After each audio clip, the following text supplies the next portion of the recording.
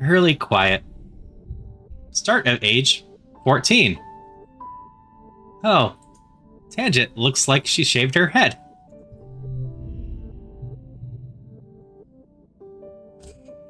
Tangent looks up from her album, blinking as her eyes refocus the middle distance and then on you. Her previously long hair is gone, buzzed close to her scalp. You almost didn't recognize her when you first saw her. You wonder if this was caused by a lab accident or something.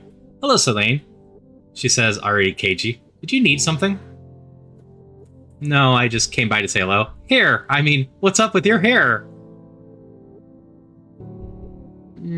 I don't think we're going to be subtle about this. Let's just straight up ask. Tange shrugs. It's too hot here, she says dismissively. If a solution hasn't seemed fit to solve the problem, then adaptive behaviors should have to do. Just stick with a simple, I like it. She shrugs again. Would you like to add me to the tally of people who have an opinion about my personal appearance? It's quite riveting if you're into that sort of thing. Tange turns back some reports. It's not about looking good, she says. This is more efficient. And Amane grabs you by the shoulders. Selene, you gotta help me, she says urgently. Mom keeps talking about how we're all gonna have to start having babies when she gets this look about her. I won't have any skunky babies. Amane shudders with her whole body. Why do I gotta be in a girl body anyway? I'm tougher and stronger than lots of boys. No one's telling them they gotta have babies. Don't have anything for it, but we're gonna go around and talk to everyone to look at their new models. This is looking curiously... There's curiously studying a small, bleached white animal skull. Look at this, he says, and holds it up to you. There's mushrooms growing in this one. I didn't know that fungus could grow on bone. It's kind of like everything on this planet was designed to work together. He throws the skull back in the wilderness. Well, except us. Kyle trundles by you with an empty wheelbarrow. Hey, Selene, he calls out. Get in. We're going planting. Hey, I can do something new. I've got enough biology for that. So we will hear a fun nature fact.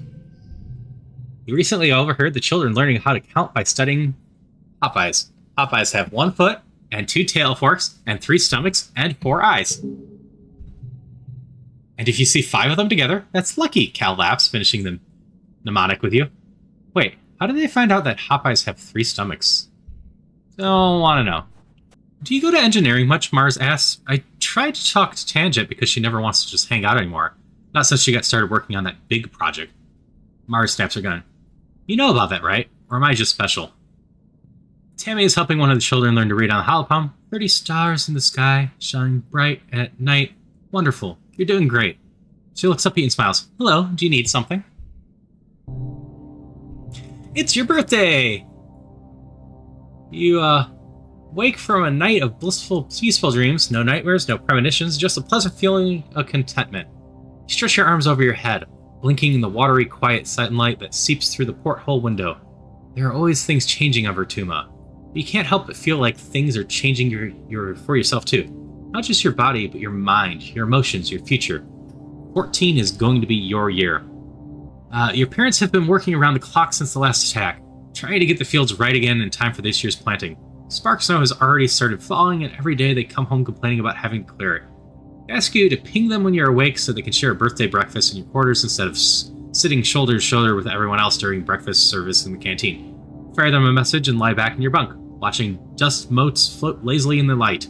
After a minute, there's a knock on the door. It's Auntie Seaton. She swoops into your room in a bustle of skirts and shawls and sits beside you on your bunk. Oh, look at you, she says. Happy birthday, beautiful 14 years old. She leans in and gives you a motherly kiss on the forehead. It's been years since she took care of you in the children's creche, but all of the kids still call her Auntie and think of her as a close relative. Her sweet baking bread smells as comforting as it ever was.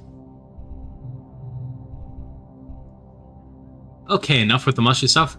Thanks, Auntie Seaton. I don't want to grow up. Our deck is mostly blue cards, so we're just going to go tactical here and go, okay, enough with the mushy stuff. She laughs and releases your hand. Well then, and I never did learn how to not pronounce this pronoun used for non-binary people properly. Maturity, how about you call me Aunt Anne from now on, like the others do?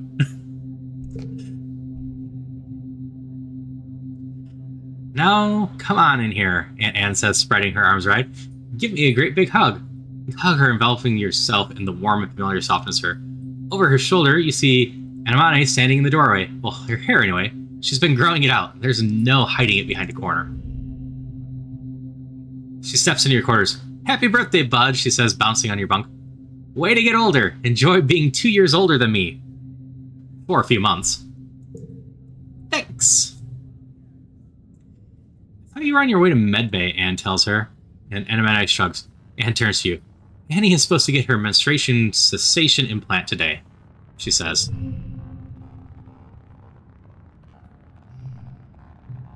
Mom, Anemone hires. Gross, Celine doesn't want to hear about my period. Anne smiles fondly at her daughter. It's nothing to be ashamed of, Annie. Getting your period is a beautiful thing. It reminds us that we have the ability to make life. It's a sign you're growing up and becoming an adult. And ready to take on the responsibility of taking care of that life. Anemone wrinkles her nose and throws herself on your bed. I'm never making life. Ew. Pass. Eek, Grosseruni. What's the matter, scared? Maybe one of the two of us could. Definitely not close enough in this thing, and still feel weird at this age to be flirting like that. So, eek, Grosseruni. Right? Anemone agrees. She's always like this.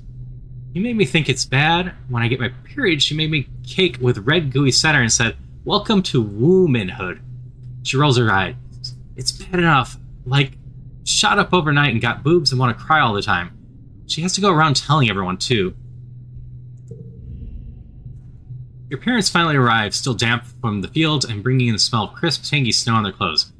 Oh, look, birthday visitors, your dad exclaims. Anne, are you staying for breakfast?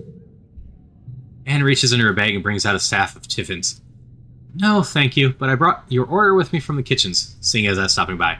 She pats your hand one more time. Happy birthday again, Celine. You'll always be my baby, even when you're all grown up. Your mom shakes her head as Anne and Anemone leave. Oh, Anne, she laughs, sentimental to the core. She starts laying out the cutlery for breakfast. But I don't know how the colony would manage without her in the children's creche. She says, and points a fork at you. Family is more than the people who birthed you, Celine, and don't you forget it. I fully agree with that sentiment. My family are definitely my close friends. We'll try one here to see if rebuilding the fields unlocked more story here, and then we'll go back to the labs. Earth plants use chlorophyll for photosynthesis, which makes them green. There's no green plant life on Vertuma except for the stuff you brought with you. Vertuman plants must use something different, like Sisovin or Perchinoid. Don't know those ones. You're not entirely sure of the precise chemistry, but it's got to be something.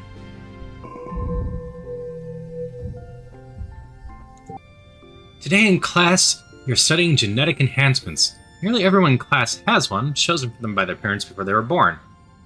Ours was a big brain, if I recall right, just the ability to learn faster. Our gene tech is capable of making the most delicate adjustments to the embryo's genetic code, Instant says proudly. It doesn't take much to change not only our destiny, but that of the human race itself. She smiles a little at Tan, who smiles back. Looking around the class, you see an incredible array of genetic modifications, animal features, enhanced accessory organs, and the like. There's so much more that you can't see. Instant gestures around the room. You might not even be aware of some of the genetic modifications of your friends. If you have an invisible modification, feel free to share it with the class. Most kids share their genetic enhancements if they have them. Temperature doesn't bother me, Cal answers when it's his turn. I'm never too hot or cold, I'm always just right. Someone jokes that Cal doesn't sweat. That explains why he smells like flowers and sunshine all the time. Tange keeps quiet and skips her turn to share. Let's just go, it's okay to have secrets, Tange. You're sitting close enough to Tange that it's easy to lean over and tell her she doesn't have to be ashamed. She rolls her eyes. I don't care who knows, she scoffs. I just don't want to make anyone else jealous. I sleep past as much as a regular person. It's unbelievable how much of their lives people waste being unconscious, sad release. So what do you do with those extra hours, or that's so cool? This one's technically a flirting one, but this one at least seems not appearance related. So, sure, we can go for the slight flirt this time. We do have 73 friendship with Tange, so this is probably fine. Tange shrugs, study mostly, and snack. I eat approximately 50 more than someone who sleeps all night. You're not sure if she noticed you were flirting or not. You can hear your dad sneeze all the way from engineering. It's explosive, like he's trying to scare away the predators. He's wiping his nose as you approach on a handkerchief blotted with shimmering pink. Lately, he's also surrounded by fine dusting of pink pollen that clings to him wherever he goes. You keep brushing the glitter off things as you're in your quarters. He gives you a big hug, then brushes pollen off your shoulder, laughing self-consciously. You haven't heard him laugh much lately. He's been working hard to try and improve the colony's food supply. He's showing signs of malnourishment, too. Though your mom's worse, you're worried for both of them. Your dad's skin is kind of shiny in patches.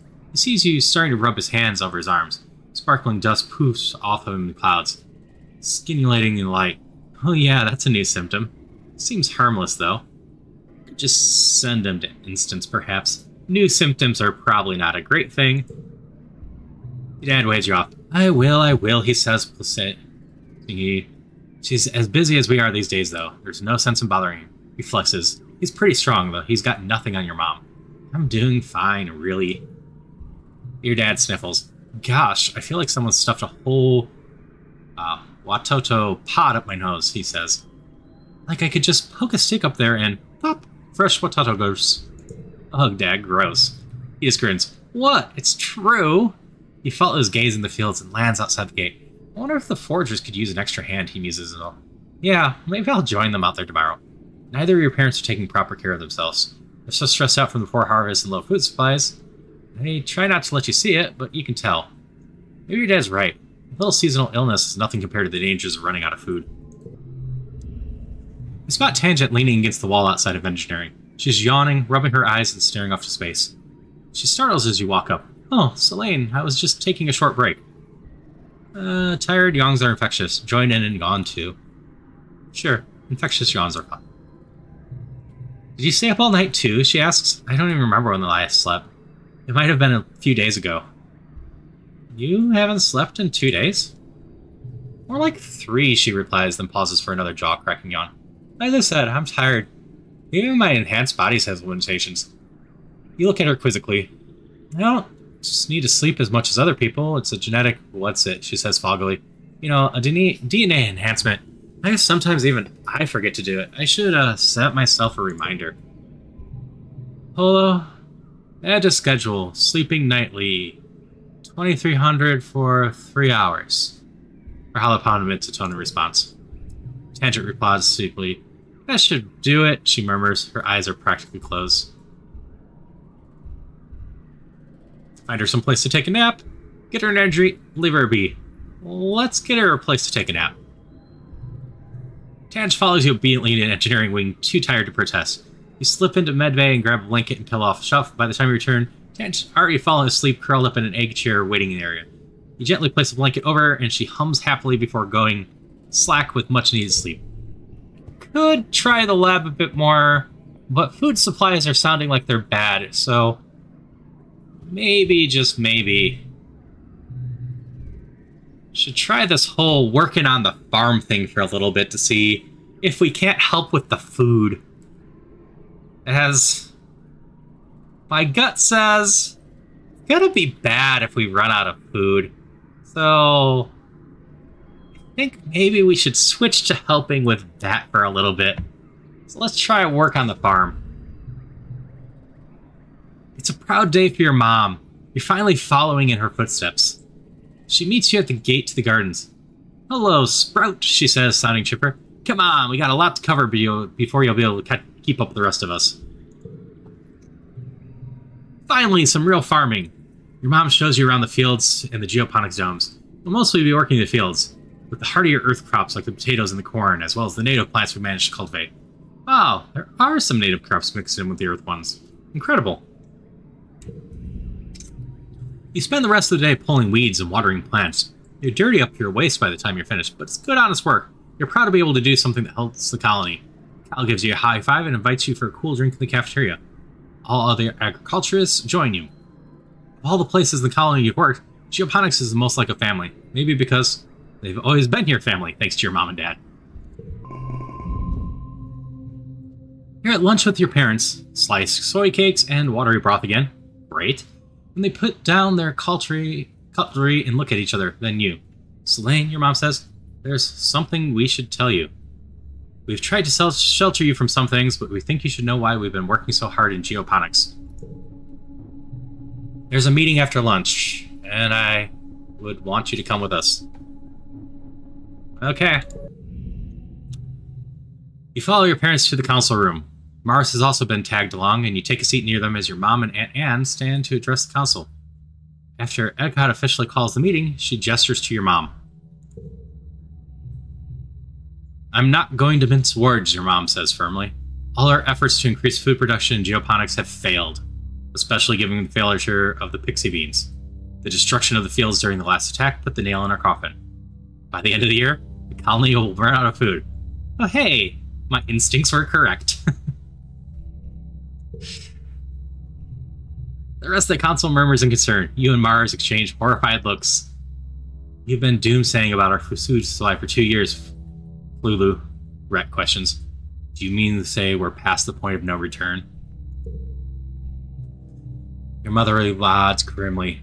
I'm afraid so. Even with rationing, without securing a return food source for our supplies, we will run out by wet season. She gestures to Anne, whose face is grave. And I have gone over the supplies and come up with food plans. We've crunched the numbers. Your mom sighs and spreads her hands. I'm sorry. Geoponics should have been producing better by now. We should have been able to wean ourselves off soy rations. During wormhole transit, when we lost hydroponics in the hull breach, she sighs again. I know I've said it many times, but our crops just don't grow here. We needed those algae tanks. We needed microbial soil from Earth. Why weren't we told ours? It's not Mom's fault. Let's go with why weren't we told earlier? Yeah, Mars agrees. Why weren't we told? We have a right to know. We live here too. She stands up and slams her head on the table. We've been here for 4 years and we could have been helping this whole time. All you did was have meetings about it. The council looks at Mars with surprise and then contempt. Eckhart chuckles weakly. Imagine being carried for so long and being upset that your feet could not be cut by the rocks. She waves one shaking hand. Seeing the future is a privilege of the youth. Thank goodness we have them to point out our flaws. Mars sits back down again, confused by Atticot's words, but fuming at her dismissive tone. So what do we do now, Instance asks. Starving to death isn't an option. No, it isn't, your mom replies. We need to secure a food source this year, before our rations run out. We're working devil shifts in geoponics, but it's not enough. We need more people planting, tending, turning the soil. We need more hands. I can pull back surveyors and focus on forging native plants, Utopia offers. Even the young folks can help if they've proven themselves around the survey equipment. I'll send out hollow message later. Unlock forge in the Valley of Expeditions. There's been a burden in geoponics for too long, Edgott says. It's time we step up for our future. Council nods in agreement. Your stomach rumbles ominously.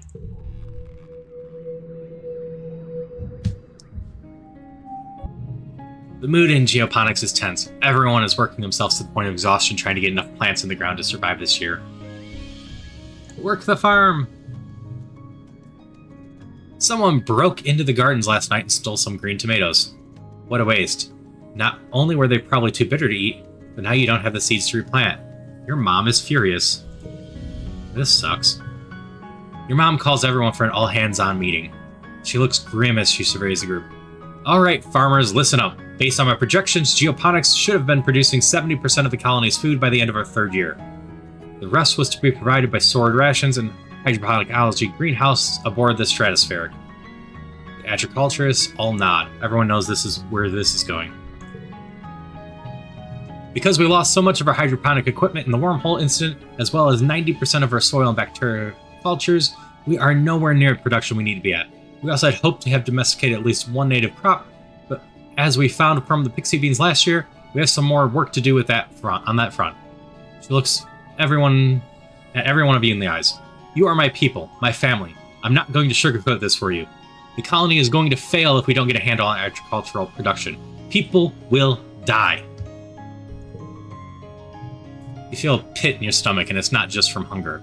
You can't imagine someone as strong as your mother just wasting away.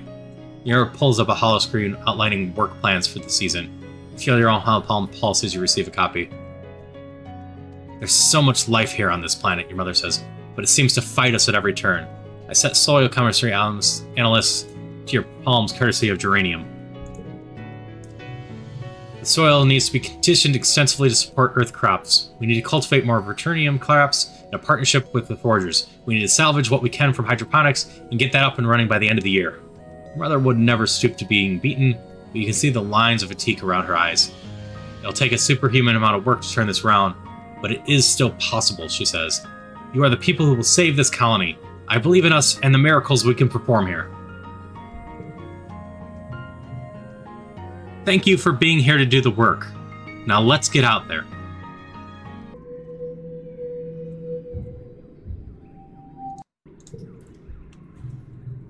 Your mom was really counting on the rice crops to flourish on Vertuma, but no luck. The soil just isn't right. It hurts to have lost such a staple crop. You find your mom almost collapsed over a sack of soil, her head in her hands. When she hears you, her head snaps up and she wipes her eyes. Try to leave quietly before she realizes you saw her cry. Your dad is a total nerd when it comes to crunching statistics about the colony food production. For him, you learn that the average person eats approximately 200 kilograms of dry rations every year. That works out to about 2,000 calories a day. There are about 100 colonists to feed, at 2,000 calories per day, so in a year you need to produce about...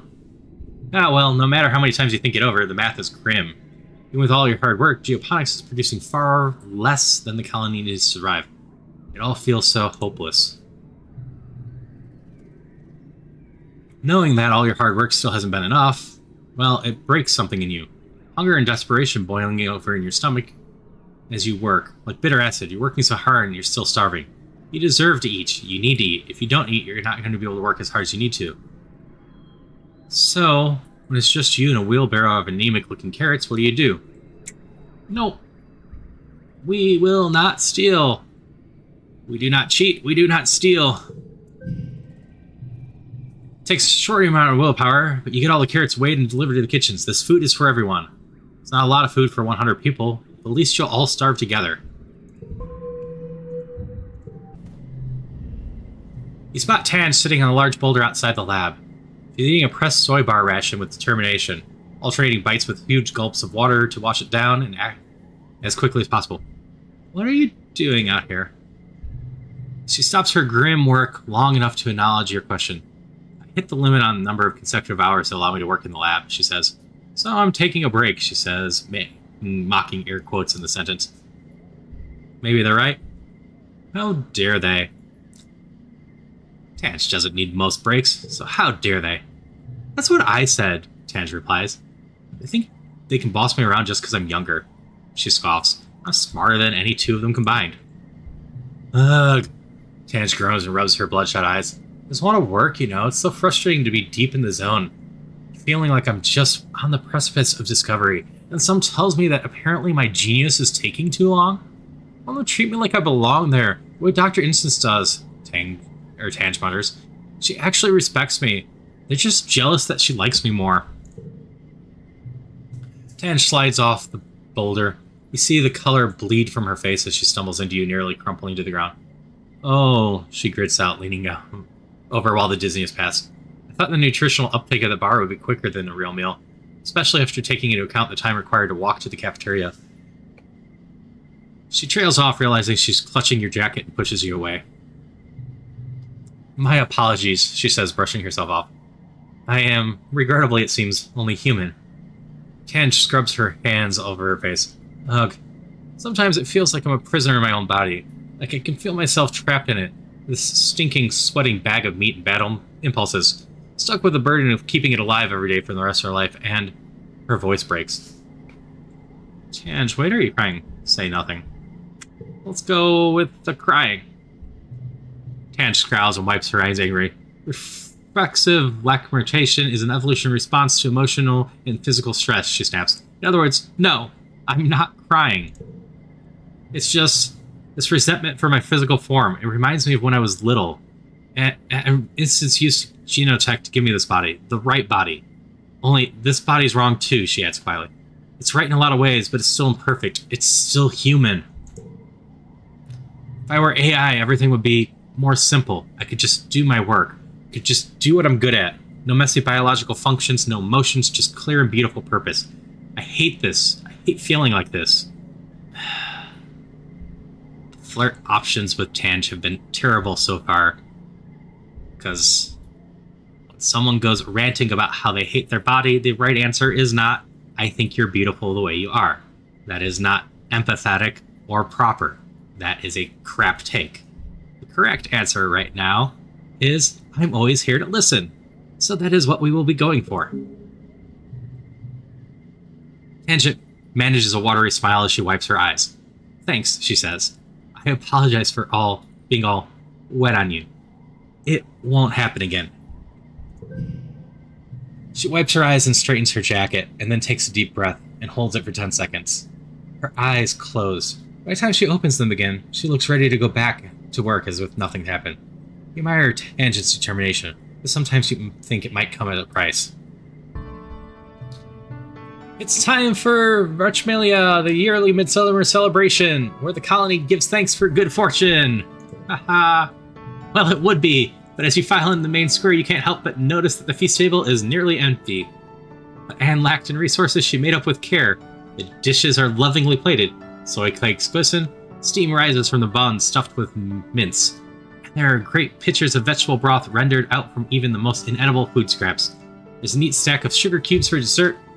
Whole sugar, what a luxury. It's an underwhelming feast, but that will be the highlight. Governor Adicott's welcoming speech this year is short. Her frail body trembles as she welcomes you all to Virtumia with a dry, whispery voice that has to be helped off stage. Like all of you, she's been feeling the effects of the famine. Everyone clears way to the chairs for the animal competition. Which one do you want to participate in this year? We're gonna win the science fair again! Tange has reworked her project from last year. You remember it, something terribly complicated about cell differentiation in Virtumian species, plant, animal, and fungus alike. She melted down when the doctor instance pressed her on something. This year, she's all business, back and better than ever. She has not only corrected her error, but added a ton more complexity and depth to her analysis. Instance listens intently, and congratulations on her marvelous comeback. For her project, Tammy explains that the science of baking and how the humidity here affects making bread. It's bad science. She doesn't actually explain how, just that it does, but it involves free samples for the judges. Everyone is hungry, so this goes over well. As she explains her creative substitutions given the famine, it's clear she was doing some science, just not what she said she was doing. With marks for the scientific process. And we're up next. You've been studying the yearly attacks. They only happen during the glow, but why? You've been graphing and analyzing surveyor data on the animals, and discovered that the attacks don't correlate with natural behavior or migration patterns. You thought at first that the wormhole might agitate them. It does put off low-frequency waves during glow that haven't yet been fully studied. So a year ago, you started monitoring the waves, and you realized that there are actually two waveforms, one from the wormhole and a weaker one based somewhere from the planet. During glow, when the vibrations from the wormhole are present, it seems to activate something on the planet's frequency, making it stronger and more complex. These frequencies run right through the colony like targeted beams, drawing animal migrations closer. It's almost as if something is summoning the animals. The judges are amazed. This is a huge breakthrough, and it all happened just because you wanted to win a science fair. You have a lot of work to do to be able to use this theory for forecasting the next attack, but Red is excited to study this further. You win the science fair, hands down. After the festivities, the whole colony takes a few days off for a break. Well, except for geoponics, and the foragers, and the kitchens, and everyone that uses the break from the usual work to help out in the places that didn't close. Okay, it's not really a break. We at least try to take it easy anyway.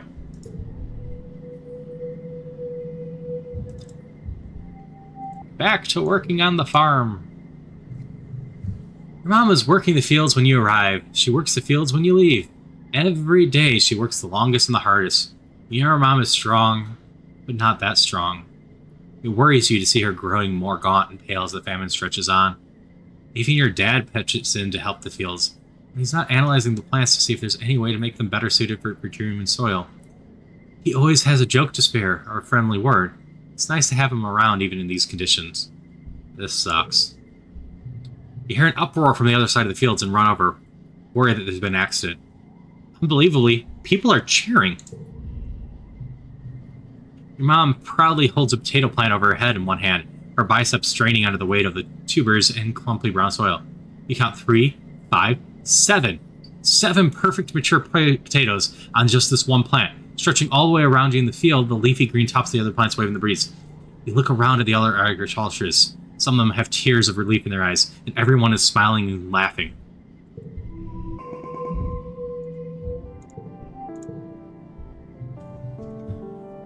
You're so happy when you see the new green shoots poking out from the ground. Makes it that much worse when you return the next day and find them withered and dry.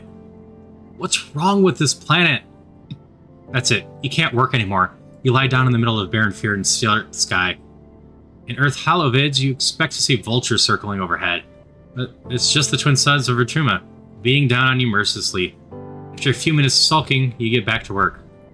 This sucks. You work yourself to the point of exhaustion every day, but you don't even know if you're doing any good out here anymore. You overhear Chief Seward Ann begging your mom to give her extra rations for the children in the creche.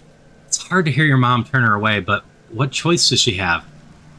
As head of the kitchens, Chief Seward Ann stops by often to get a sense of how thin she has to stretch the meals this week. Every time, she leaves a little bit older and more fatigued. It's so discouraging to work the fields day after day, and you almost have nothing to show for it. You truly feel helpless.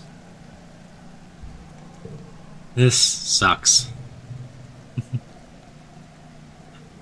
You work yourself to the point of exhaustion every day, but you don't even know if you're doing any good here anymore.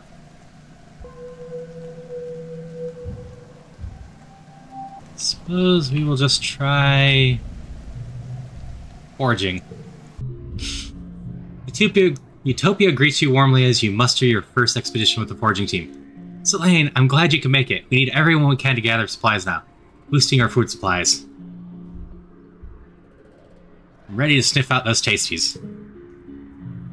Good luck hunting out there, she says, handing you an oversized backpack, more like a basket than a pack. Use your halopalm to identify edible and medicinal plants, and just throw them in here. I'll sort them back at the base camp. Oh, and keep on the lookout for creatures. It's pretty peaceful out here in the valley, but even a little bug will get you if you're not careful. Go slow, pay attention to your surroundings. If you're unsure about something, don't approach it. Stay on the path and don't get lost. We don't call it the Valley of Vertigo for nothing. Any questions? Will Dis be doing this time? What sort of things should I collect? Is it dangerous out there? What's the fine lady doing in a... Nah, we're good. You're about to leave when Utopia snaps her fingers. Hold up, Selene. We're also investigating some species we might domesticate. Those we'll want to tag and capture. Ideally, we're looking for herbivorous creatures that already live in herds, and either produce something edible or reproduce quickly enough that we can slaughter them for meat. See anything that fits that bill, tag them and bring them back. You come across a veritable feast of berry bushes. Delicate, fluffy leaf bushes with long blue berries. They look delicious. Research them!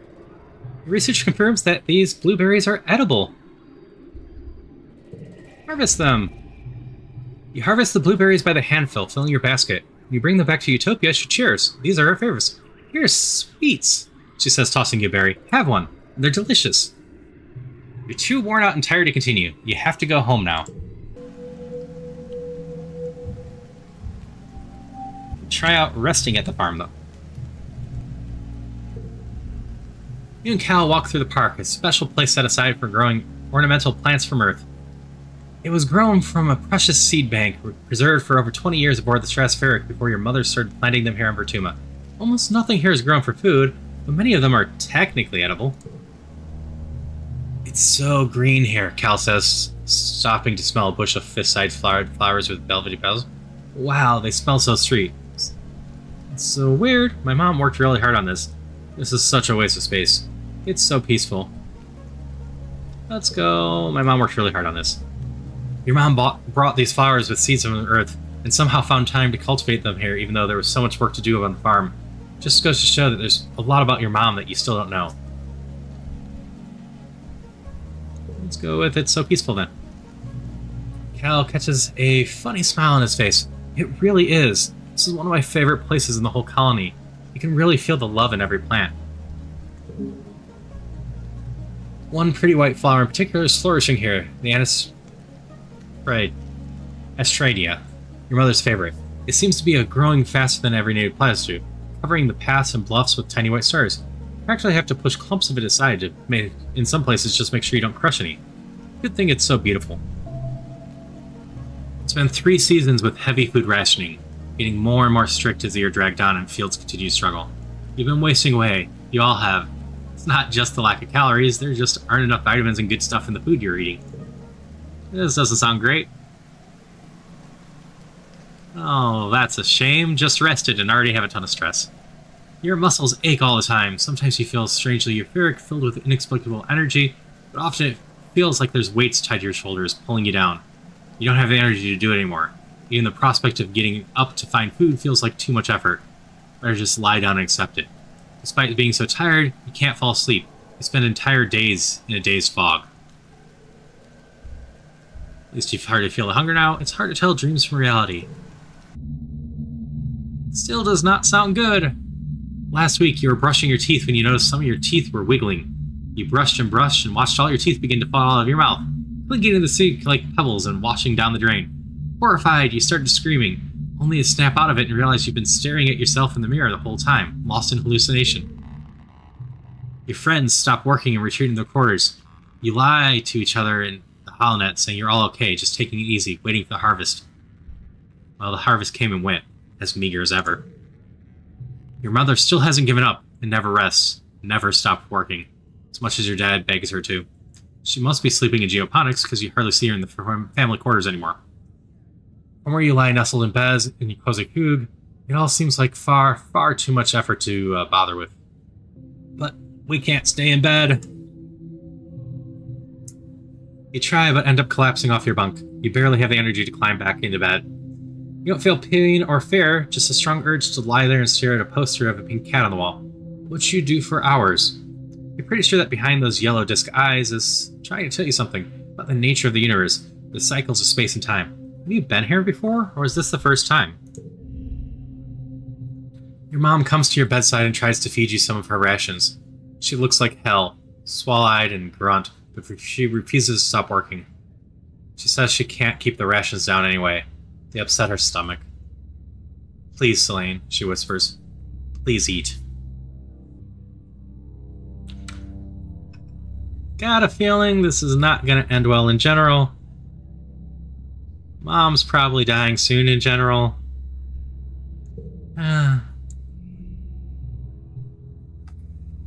You struggle to choke down your mom's rations. Every bite is easier than last. You can feel the fog lifting as you begin to regain your strength. After a week of bed rest and double rations, your head clears and you can walk again. But your mother still refuses to eat. Both your parents feel responsible for this famine, but as head of geoponics, your mom takes it personally. She's been skipping meals, relying on water and pressed soy bar rations. Just enough calories to keep a body moving, but not enough to stay healthy. Yet she never lets up working herself to the bone, barely even sleeping, increasing sallow eye and gone. You and your dad try to slow her down, but well, she's a stubborn woman. If not her, she says, then who? You and your dad are both in the lounge, slowly sipping your vegetable broth, when there's a commotion down at the doors. Someone's running, gasping for breath, yelling for you and your father to come to geoponics. You run over, knowing deep in the pit of your stomach that something terrible has happened. When you see the faces of the agriculturists, your mom's people, you know the feeling's real. Your dad sees the body first. He lets out a cry, something you've never heard before. A deep, unimaginable pain dragged up from the darkest parts of where fear lives.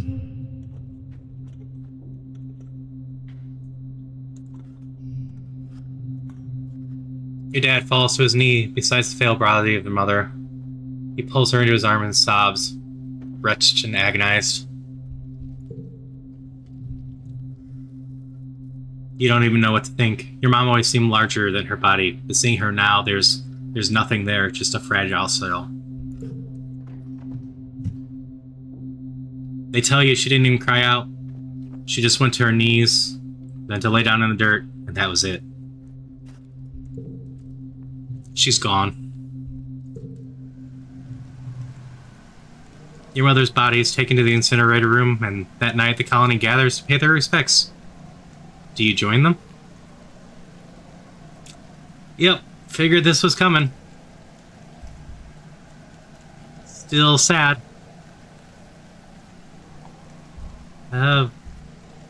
We pay our respects.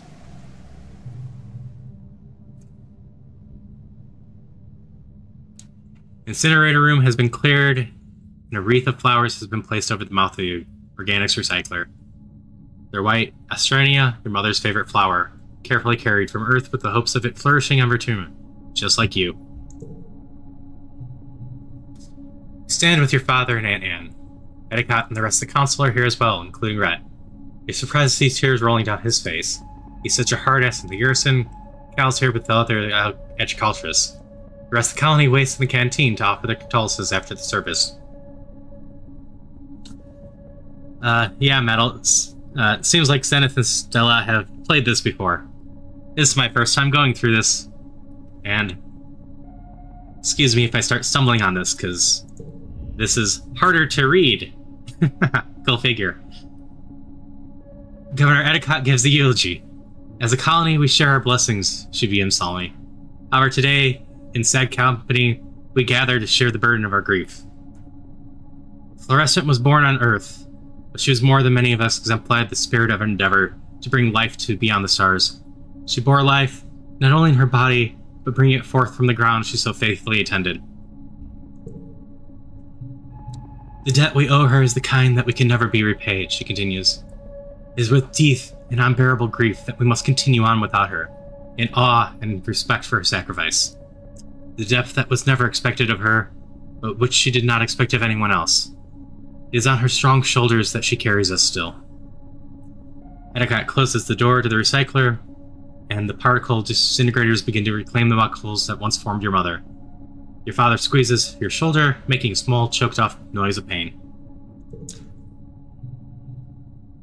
As a community, we remember Fluorescent. As a community, we return her body to the soil that nourishes us in a way her sacrifice is recognized in the manifest of the body of the colony.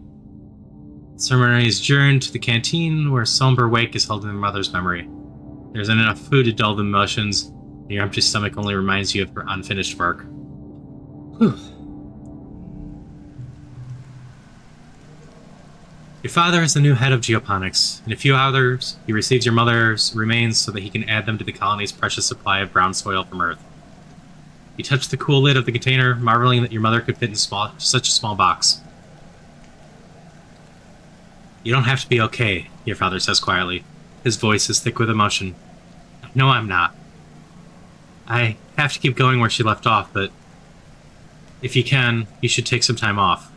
I think, as much as I would like to keep helping Dad, stress dictates take the month off.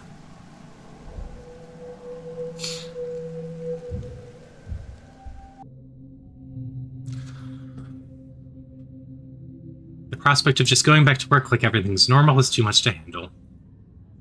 The sun dips below the horizon and glow begins. You end up spending the whole month alternating between sleeping, scrolling the holonet, and staring into space. It's restful, at least. A few days after the funeral, surveyors return with an unexpected bounty from the Valley of Vertigo. So they'll survive for another month, till the new year maybe, if you keep rationing. The colony will continue to limp along, but without your mother. The roar wakes you. It would wake the dead. It shakes the walls, rumbles through the ship's hull, and makes your heart skip a beat. You're paralyzed by a sudden clench of fear in your gut. Through the porthole window, you hear metal screeching and people shouting. Another roar, guttural, and rumbling like the sound of a mountain collapsing. There's something enormous out there. Well, previous years, we ran out to face it. We got the crap beat out of us last year, and we're not brave enough to go do it this year, so guess we learned. We're staying indoors. Your dad can't hide the look of fear on his face, but he tries. Sounds like we better get a move on to the assembly point, hey kiddo? You head for the creche together. You huddle with your buds, Mars, Tammy, Dis, Cal. Because it's the middle of the night and almost everyone's in the bed, some people are still wearing their pajamas and sleep bonnets. Only Anamane is missing. The children's creche is buried deep in the belly of the stratospheric, making it one of the safest places you could even be. So, the youngest children are scared and there's a lot of crying. Try ignoring crying, watch hollow vids with the young ones. Let's try to comfort the young ones. Somehow, even with the sirens blaring, some of the youngest drift off in your arms. After an hour, some of the defense squad rushes in and orders everyone to leave the crush. The battle is getting close to the stratospheric. Before you can even get everyone to their feet, you feel the ship lurch and resettle at a different angle. Something is attacking the ship itself. Tammy tries to gather the younger kids, but they're scattered in terror. You're both trying to grab Nugget when, without warning, the entire wall of the crush just peels away like a tin can, letting a rush of cold night air tinged with the ozone of a plasma rifle. You look up and see it. Up close, face to...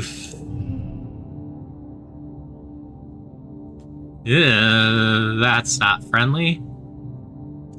It has no face. In place of its face, or even head, its body just unzips, revealing a mess of wriggling tentacles and blinking eyes.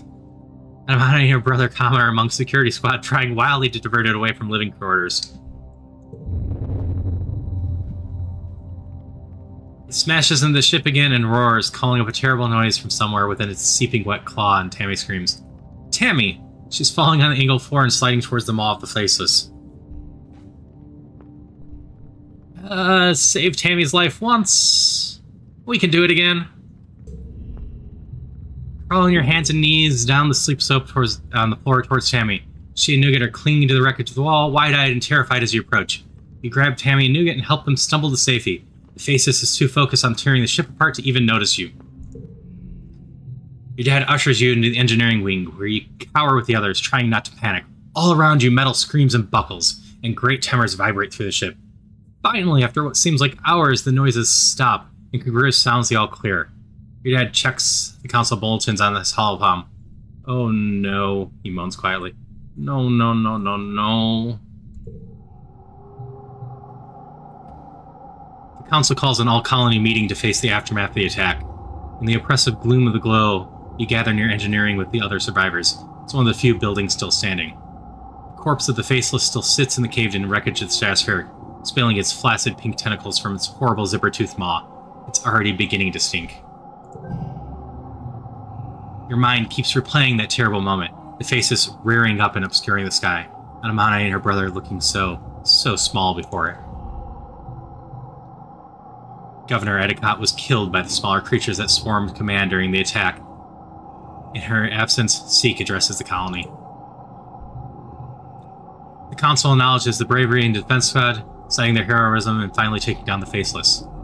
If only it hadn't gotten away from them and stampeded right into the stratospheric. At least they stopped it before it got to engineering, as it would have activated the reactor and left a crater size of an asteroid impact. Geoponics is gone, the greenhouse destroyed and the fields trampled.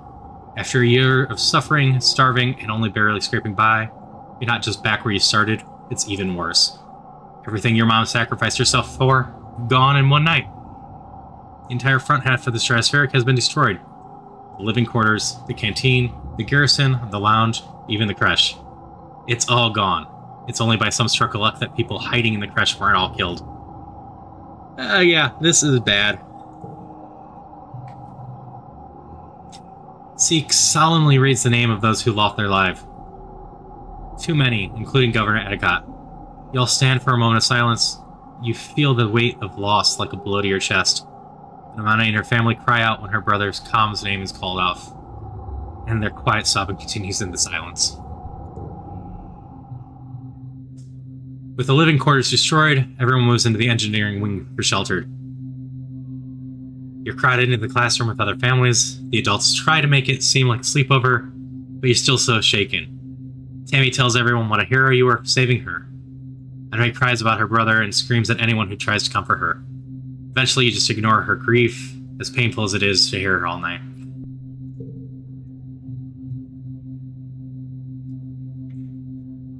You feel like you've been awake for days, and you'll never fully sleep again. You try, but you keep jerking awake, crying out in fear.